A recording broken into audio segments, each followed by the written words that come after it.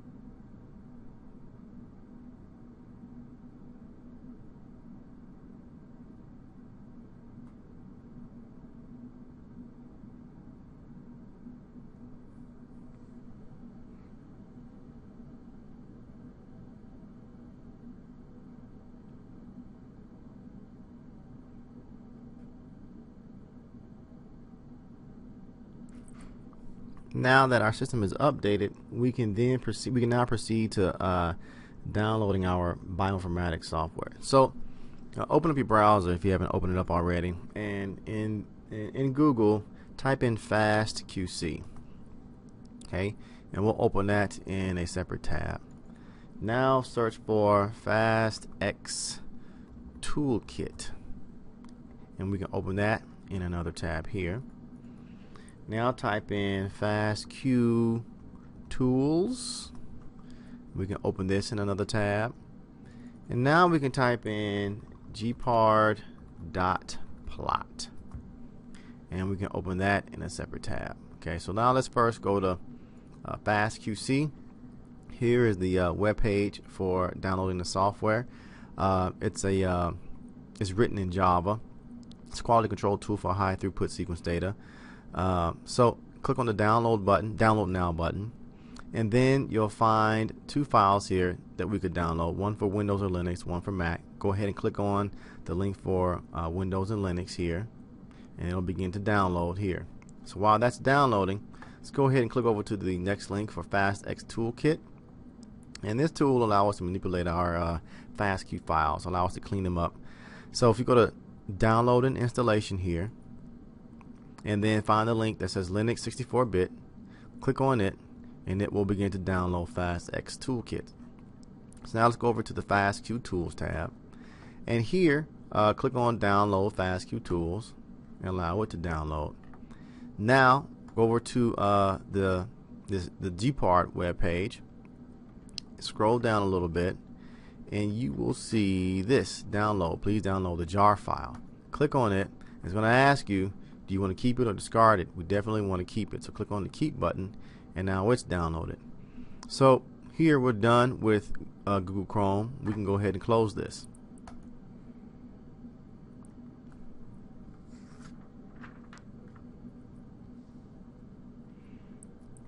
So now that we've downloaded all our packages, we need to move them to another folder for installation. So let's go back to our command line window.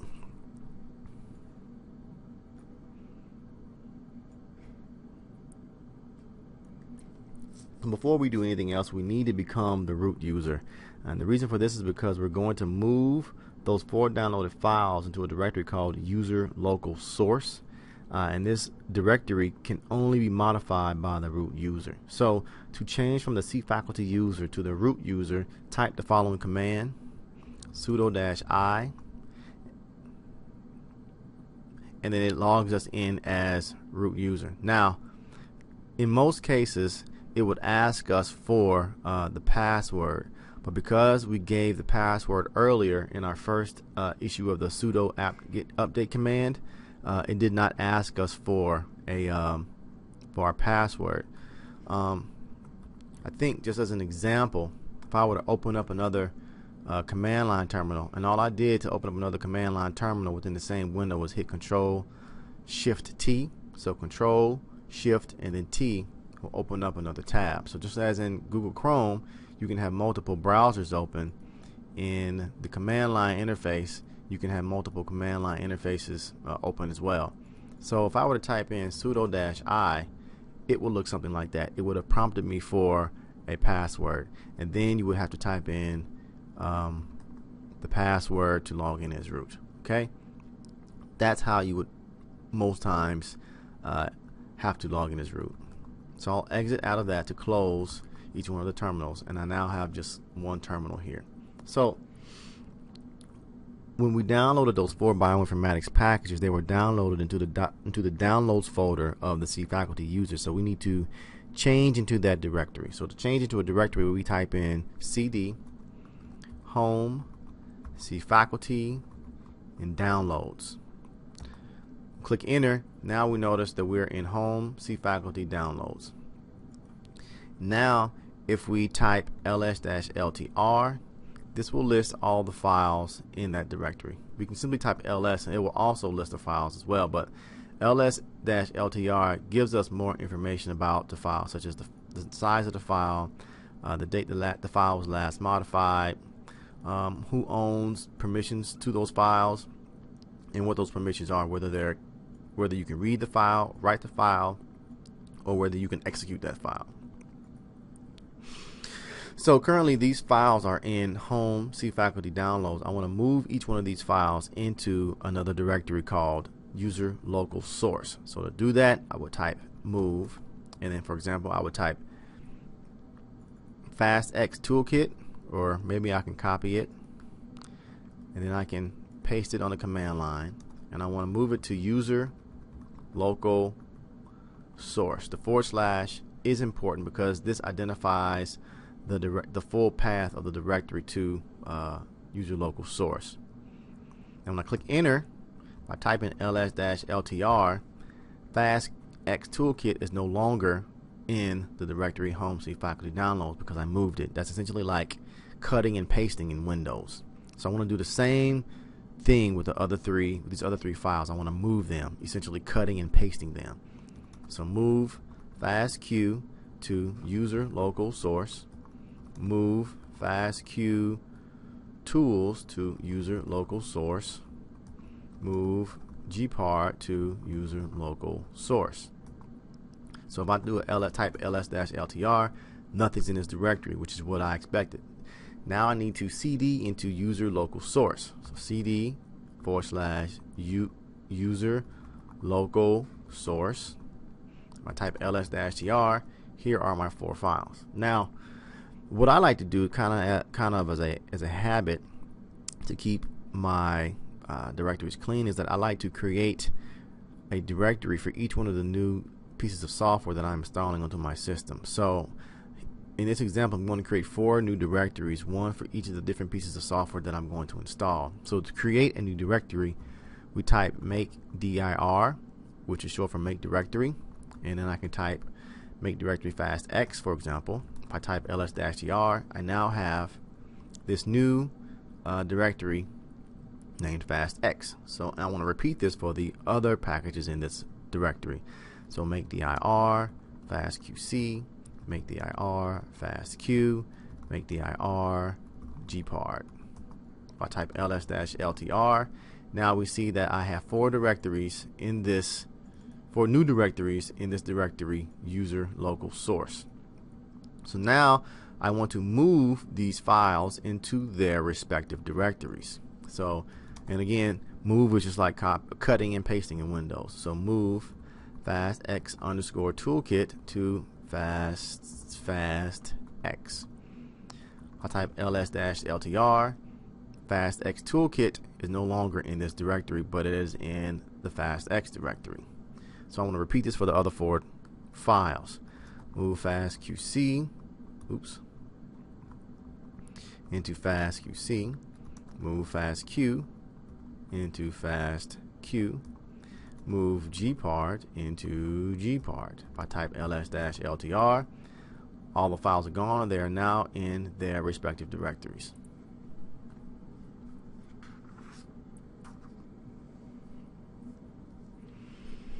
So now I want to take some time to go into each one of these directories, unpack each one of the files or unzip them, and do the necessary installation process for so that we can use these tools. And I'll show in another video how you can use these tools. So let's cd into fastqc first. So cd fastqc ls-ltr. We see that the file is a zip file. So to unzip it, we simply type unzip fastqc, hit enter, and what you'll see is that lots of different files were extracted from that zip file. If we type ls-ltr, we see that the directory fastqc was created when we unzipped fastqc underscore v0.11.5.zip. Now let's cd into this new directory, cd fastqc. We'll type ls-ltr, and this lists all of the files that are in this directory. Now, the executable file in this piece of software is called fastqc. Now, when we initially unzip this file, fastqc is not executable. So, for example, if I were to type fastqc here, it says the program fastqc is currently not installed. You can install it by typing no, not really. Or if I type /fastqc, it says permission denied. So we need to modify the permissions on this file. Currently the permissions are only to read it and to write to it. So we need to make it executable. So in order to do that, we type chmod, U for user, O for other, G for group, plus means we're adding, X means we're adding an executable permission to the file. And the file we want to add executable permission to is called fastqc. Type ls-ltr. We now notice that the file that was once white here is now green, and it is green because we have added this new executable permission to it. So if we were to type in /fastqc, this pops up. Okay. Now, was one caveat. To make this program executable in any directory, we have to actually provide a symbolic link for this piece of software into a folder called user local bin. So in order to execute this file, what I had to do was type a period and a /. What that tells Ubuntu is that, hey, I want to execute this program called fastqc, but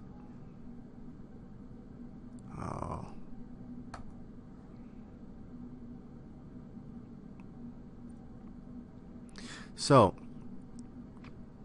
now we want to be able to execute fastqc in any directory on this computer. So in order to do that, we have to create a symbolic link to fastqc in a directory called user local bin. So currently, the only way to execute this command is to type a dot and a /. What that tells Linux is that, hey, I want to execute fastqc, and I'm telling you that it's in this current directory. I would like to be able to type in the name of the command, and it actually executes it. So Linux has a particular directory called user local bin where it expects to find binary files, or files that are to be executed no matter where you are currently located in your directory structure. So what we're going to do is actually create a symbolic link in user local bin to fastqc, and a symbolic link is analogous to creating a shortcut in Windows. So if you type ln stands for link, s means I want a symbolic type of link, and I want to tell it, I want to give the complete path to fastqc. So we're in user local source fastqc, fastqc. So I completely spelled out the entire path to the location of the program that I want to create a link to. And then I need to create a link name. The link name is going to be stored in user local bin, and its name is going to be fastqc. So when I hit enter, the link is created. So previously here, when I typed in fastqc, it gave me this error. So now if I type in fastqc, the program it opens up. If I were to open up a brand new terminal and type in fastqc, the program would open up, and that's how it's supposed to work. So now that fastqc has been installed, let's continue with installing the other pieces of software.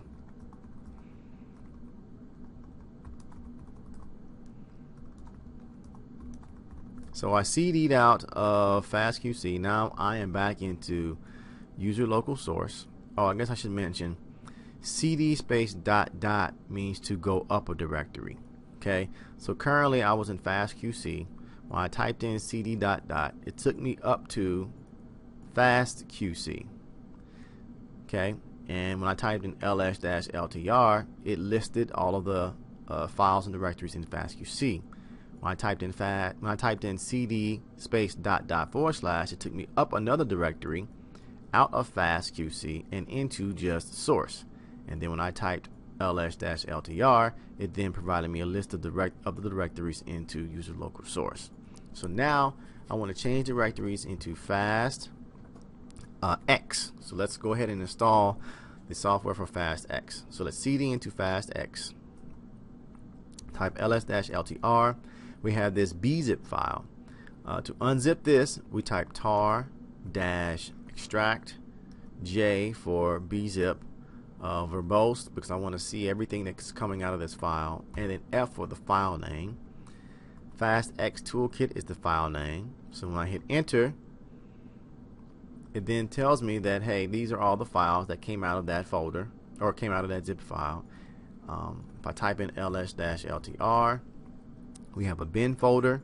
I can cd into that bin folder, type ls-ltr, and then it lists all of the executable files that came out of this folder. So here again, as an example, if I were to type in fastx_trimmer-h, it will let me know all of the helpful information, or it will spit out the help screen for running or executing this program.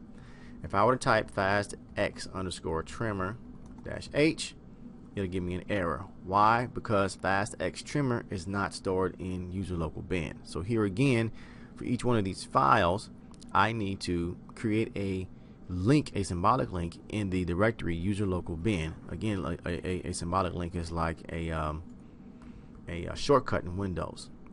So previously, what I did, I typed in the command. Where is it? ln dash. Oh, I can't find it. Where did I create that symbolic link?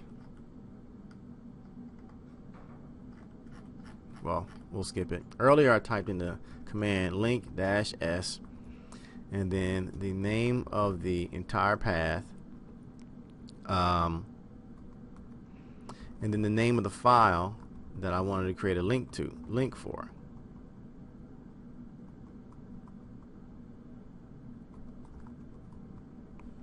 However, I don't want to repeat this entire step, this typing step, for all of the files that are in this directory. So I'm going to create a for loop in order to do all this for me. So I'm going to type for I in ls do echo ln-s. I'm going to type in, so what I typed there, $PD, is called an environmental variable that stores the entire path of the current directory that we're working in. So the current directory that we're working in is user local source fastx bin. If I type that out, it'll finish typing user local source fastx bin for me. And then I can finish off with $I. And then I want to type user local, let me expand this out,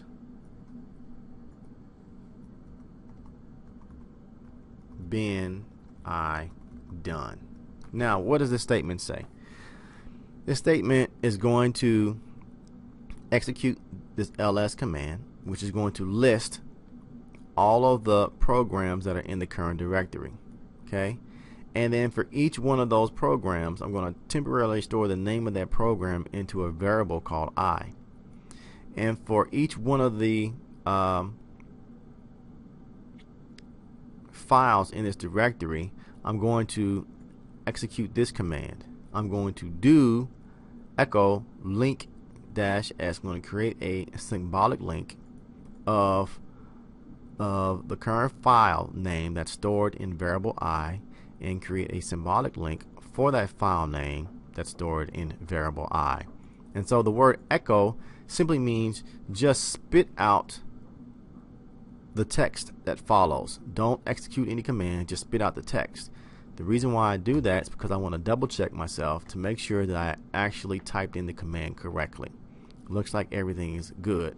So I think I want to now execute this command. So if I hit the up arrow, this brings back the previous command that I just typed in. I can then scroll to the left and I can delete the word echo. And after deleting the word echo, I can then hit the enter button, and now all of the symbolic links that were suggested to be created here have been created. So for example, I can now type in fastx trimmer -h, and it now spits out the help screen for fastx. So that's fastx. So now let's continue on with the other two pieces of software. Let's cd up out of the directory by typing in cd ... It takes us out of the bin directory, and into the fastx directory. We want to get out of the fastx directory, so cd ... And now we're in user local source. So ls-ltr. We've installed fastqc. We've installed fastx. Let's go ahead and play with fastq. So cd into fastq, type ls-ltr. This is a gzipped file noted by the gz. So type in tar-x zvf fastq tools and hit enter, and then it unzips all of the files. Type ls-ltr. It created a new directory called fastq tools. The cd into fastq tools, type ls-ltr, and now in this directory we have a list of commands that we have to type in. Hit type /configure, hit enter. Now type make,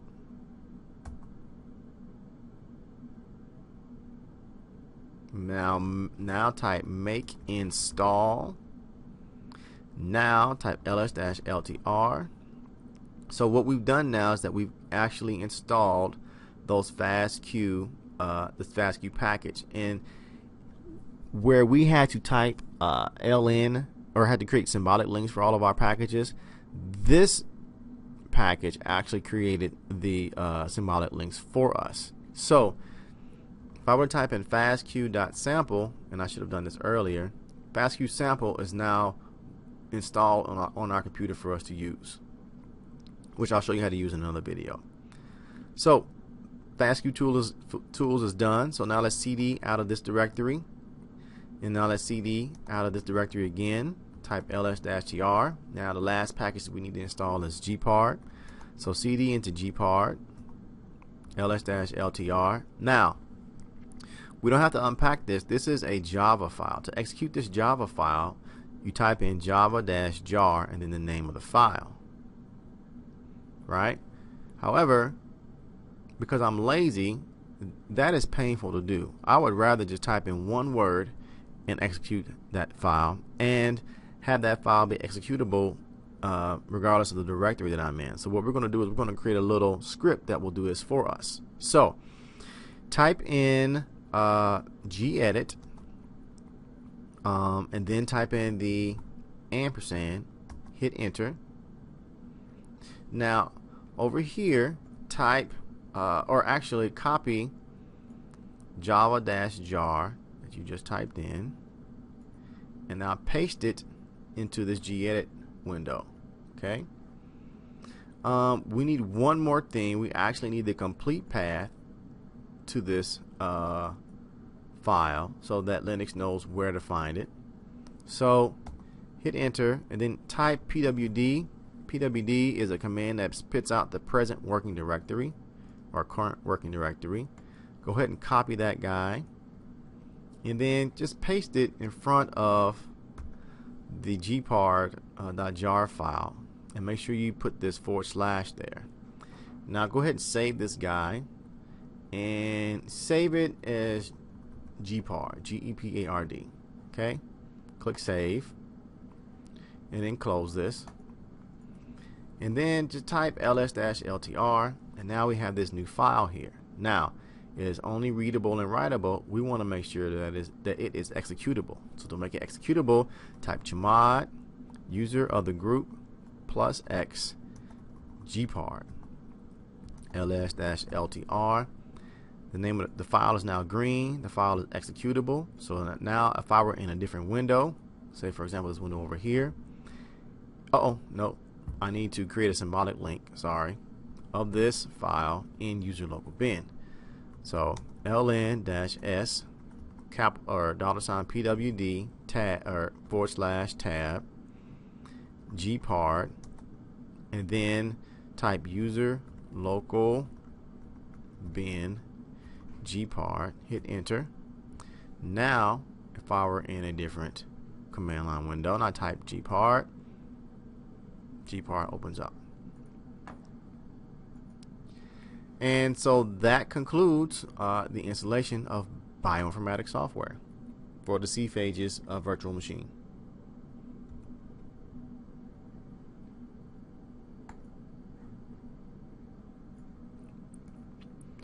So I created this video to show you how a person might take a raw data set of Illumina reads and assess their quality, clean the data set by removing reads of low quality, and then sample the reads in preparation for an assembly with Noobly.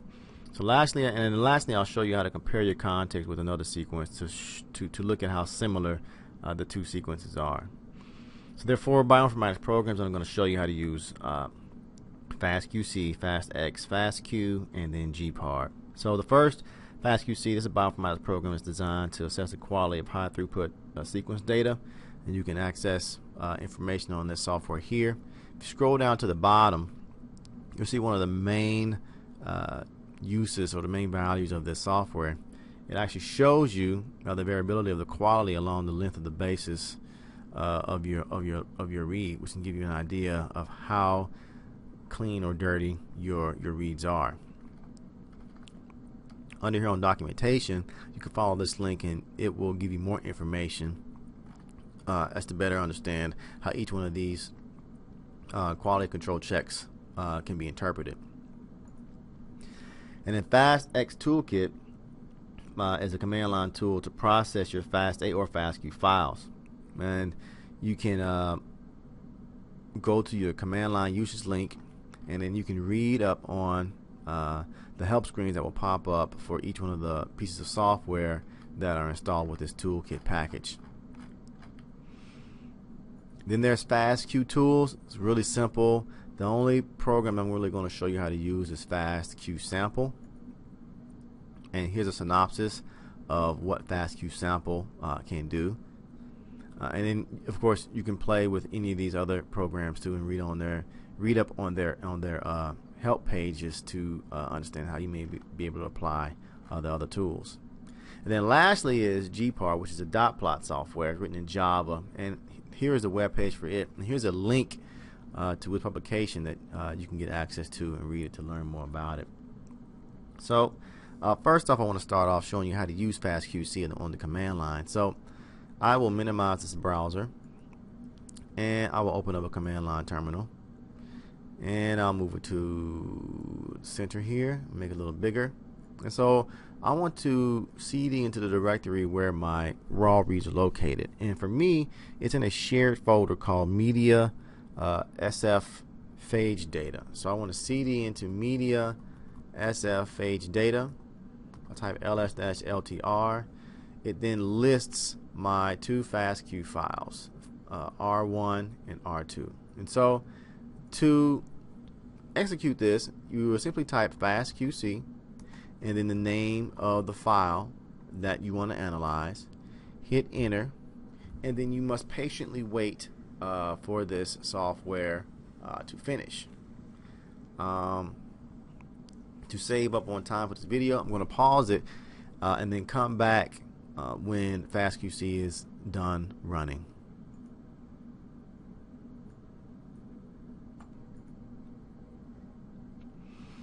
So once fastqc is done analyzing your fastq file, it'll end with a statement, analysis complete. So now if we type in ls-ltr, we'll see a brand new zip file and a brand new HTML file. We want to open this HTML file. The easy way to do that is to type Google, Chrome, UCO,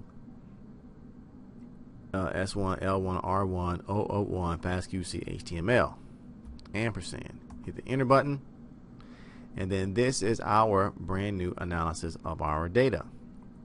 Okay, tells us that there are like there are about 12 million, a little bit more than 12 million base pairs there.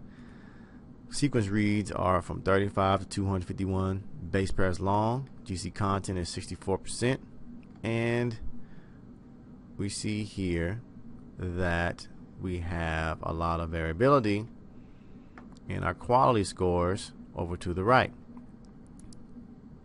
Depending on how clean you want your data determines what quality score cutoffs you want to use to trim the data.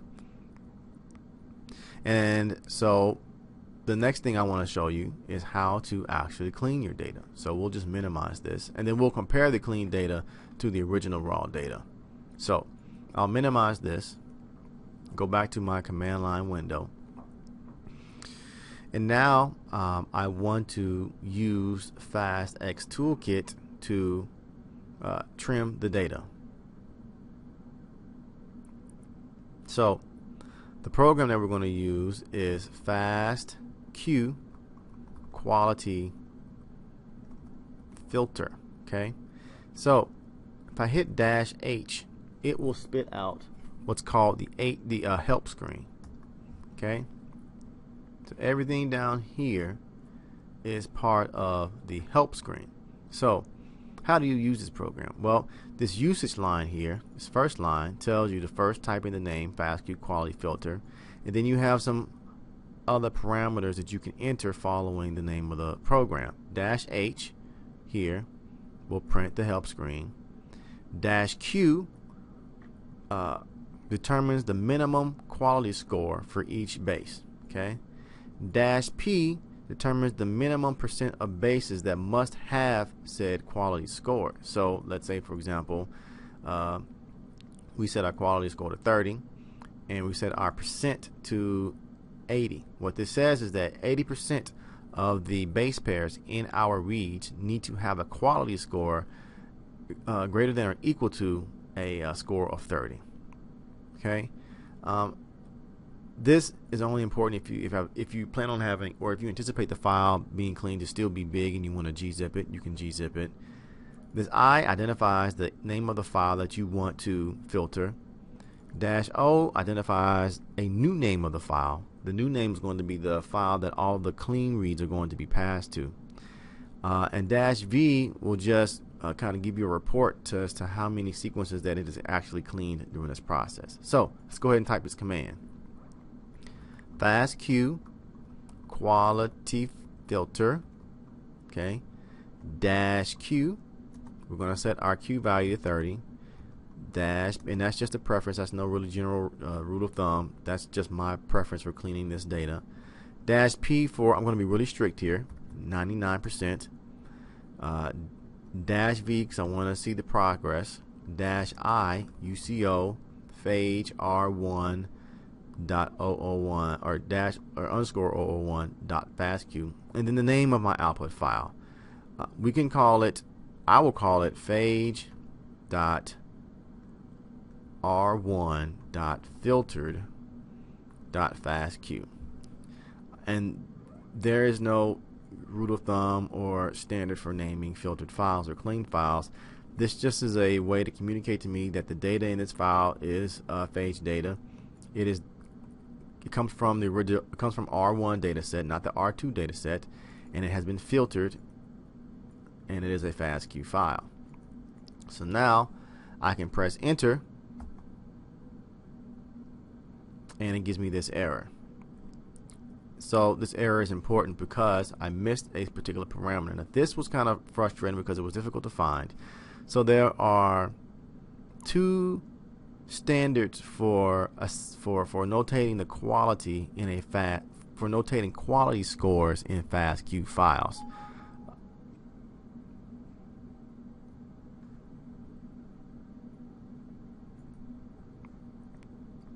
So there are two standards or two methods for identifying the quality of bases in a fastq file. One is called Q64 and one is called Q33.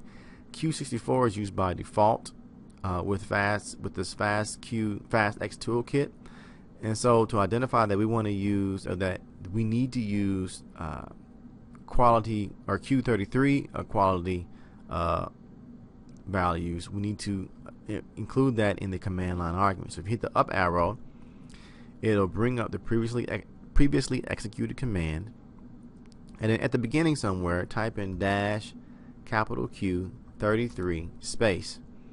Now when we hit enter,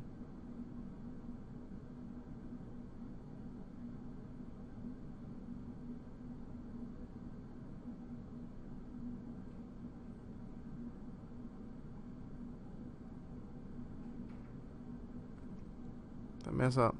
Let me see. I did mess up. I didn't give a -O command to identify the output. So what just happened was that because I did not identify -O, I did not identify the name of the output file that all of the filtered reads are supposed to go to, it just spat everything out to the screen. So now that I have correctly identified the name of the output file, now if I hit the enter button, it should work.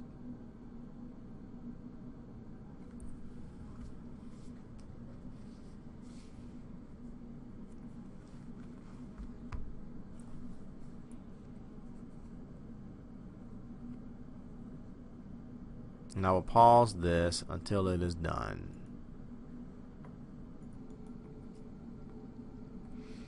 Now that fastq quality trimmer has finished, it will output some information to us about how well the process proceeded.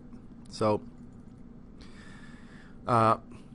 we told it that we wanted a quality filter of 30, minimum percentage 99%. So the 99% of the reads had to have a quality score of 30 or better. The number of reads that were input into the program, 12.6 million.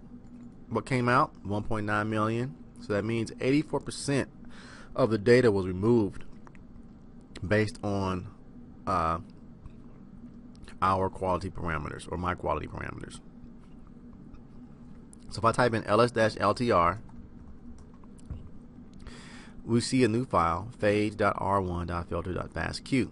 So now I actually want to do some quality control on it. So I want to run fastqc on it. So if I type fastqc and then the name of my new filtered file and then hit enter, it'll then start processing that file.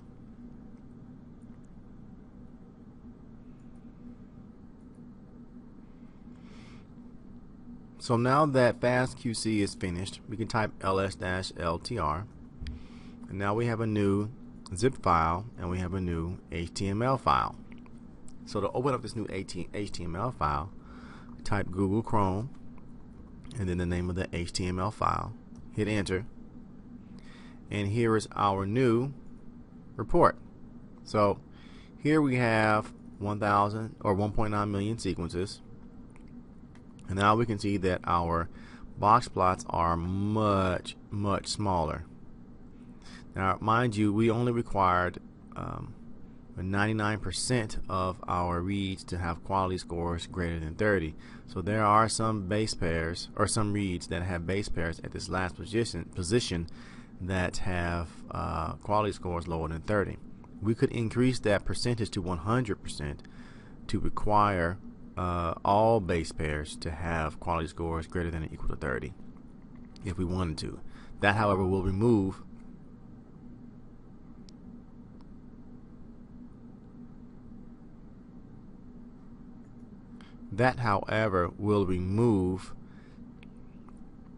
more reads from the data set.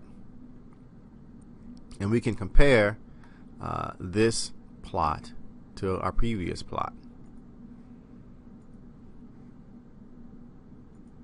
Or I can actually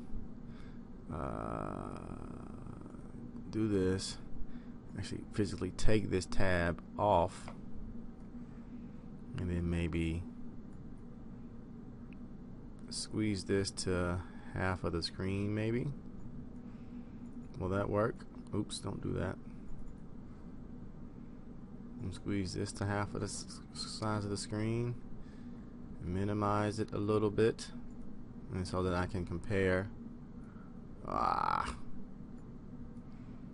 can compare one plot to the other if that's something that you wanted to do. So the next step after filtering the raw data and getting a clean data set, we now want to sample from this data set. So let me minimize these browsers here. Back to my command line. So the command I'm going to use to filter, say, 150,000 reads from this cleaned up fastq file is going to be fastq.sample. I hit the -H, it then spits out this help screen. Okay, so how do we execute this command? Well, first we type in the name of the command, fastq sample, followed by some options, and then the name of the file that we want to filter.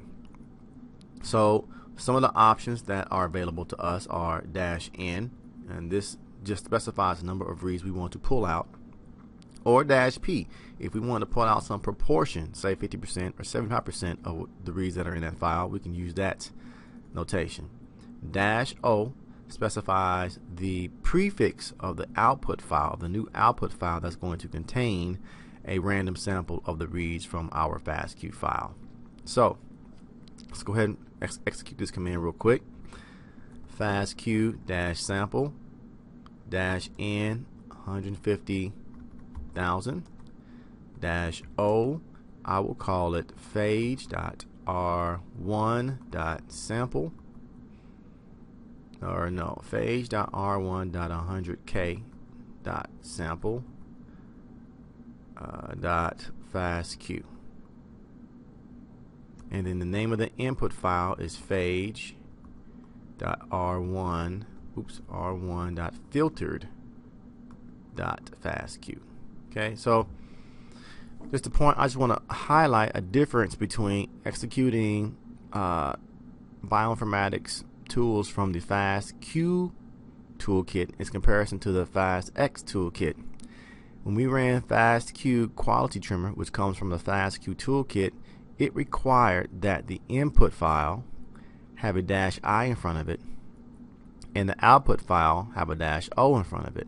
Okay, so the main difference here between fast tools that come from fastx toolkit and fastq toolkit is that fastq toolkit does not require a -i in front of the input file. It wants you to enter the name of the input file as the last item amongst all the options that you've entered. Okay, and the -o is actually not the complete name of the output file. It is a prefix for the name of the output file. This program is actually going to attach the .fastq to the end of our prefix that we've submitted on the command line. Okay, so now that we're done with that, now that I've covered that, we can hit enter and it will take a little bit to run. So now I'm going to pause this recording and come back in a few. Never mind, it didn't take a few. It actually finished pretty quickly. So if I type ls-ltr, I have this new file that now has 150,000. Oh, I'm sorry, I named the file wrong. I pulled in 150,000 reads. However, I named it 100K. For the sake of confusion, I'm going to rename this file. So I'm going to move phage R1 100K. I'm going to rename it phage 150K. So essentially I'm cutting and pasting it in as a new name. So now when I type ls-ltr, I now have phage R1 150K sample fastq. So now after this, I then want to run a short assembly. So I'll go to Noobler. I will create a new assembly project.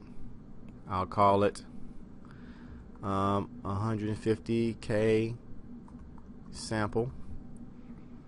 I'll click OK. And then I'll go to project, fastq reads. I want to add in, I now need to navigate to media sf_phage data. So I want to go up a directory and up another directory until I find the media directory, and then see a phage data directory, and then I want to upload this 150K sample.fastq file, and I want Noobler to treat this as a non-paired in data file.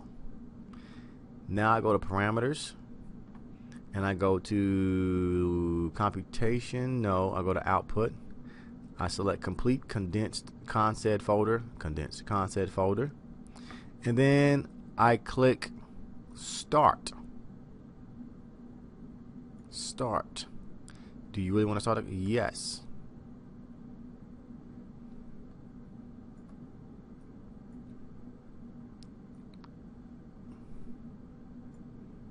And I will pause it.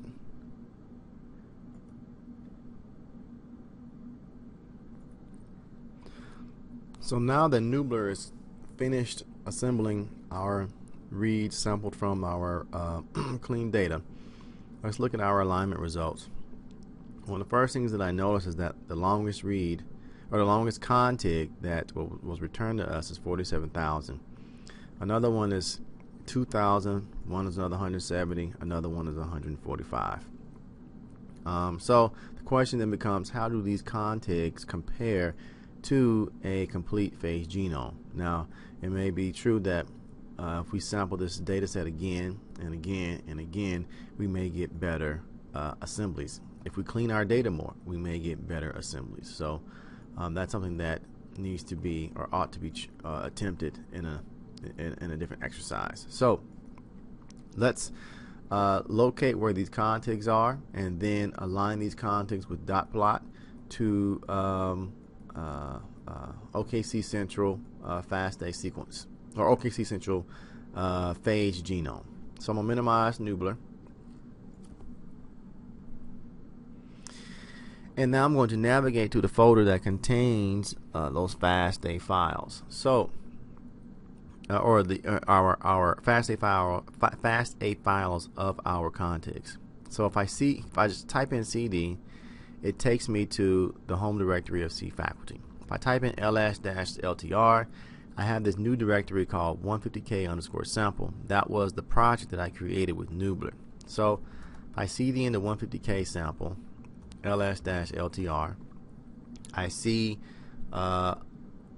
this SF folder or directory and assembly directory. I want to CD into the assembly directory and then type ls-ltr. And the main file I want to look for is this 454 allcontigs.fna. This .fna file is going to contain those 4 contigs that resulted from our assembly with Nubler. But I need to copy in the FASTA file of the Oklahoma Central phage genome. So that genome is stored in my shared folder. So let me copy that folder, copy that file into this directory. So I'm going to type copy media sfphage data archive okcentral.fasta. Dot means to copy it here in my current directory. So when I type enter and then type ls-ltr, I have this new file okcentral 2016.fasta. So now let's open up gepard, hit enter. I'm going to open up one file here and then another file here. So if I go to select file, I need to navigate back to that directory where my contig is located, or my contigs are located. Double click on 150 _sample, then click on assembly. Oops. And then click on 454 allcontigs.fna. And then I want to open up OK Central 2016 and then create dot plot.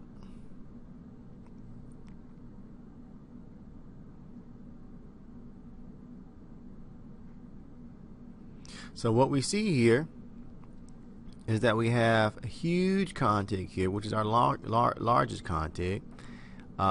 From our, so the top line represents our contig. The horizontal line represents the sequence from OK Central phage genome, and we see that from maybe base pair 2592 of our phage genome, we begin to have an alignment all the way down until we get to this region of our genome. And then it appears that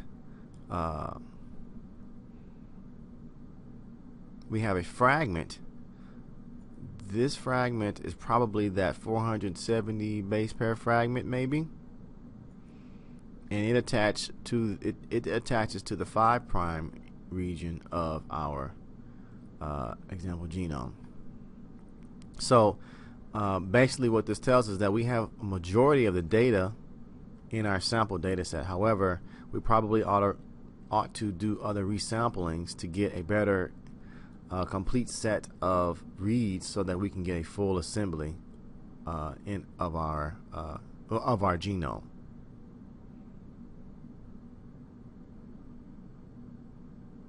And that concludes my presentation on these extra bioinformatics packages.